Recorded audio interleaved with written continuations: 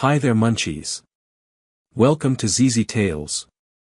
This is the place where reading becomes fun and exciting. I'm Sticky Pan and I'm so happy you joined me today. This channel is made just for you. Kids between the ages of 8 and 13. To help you become awesome readers. Before we begin, don't forget to subscribe to ZZ Tales. Click that button and ring the bell so you never miss a new lesson or story. Alright munchies. Today's lesson is all about how to be a good reader. And guess what? You don't need to be perfect. Just follow these 3 simple tips.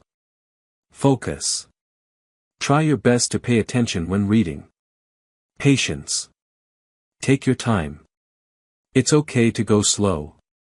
Consistency. Practice a little every day. That's how you grow. Now let's get into today's reading munchies. We're going to learn 3 important things. Alphabets. These are the letters that make up all the words. Letter sounds. Every letter has a sound. Learning these helps you read better. Vowels. A, E, I, O, U. These are special letters that help words sound right.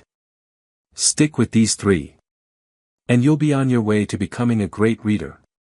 Want more fun lessons and stories? Download more of our reading adventures from ZZ Tales. And keep learning wherever you go.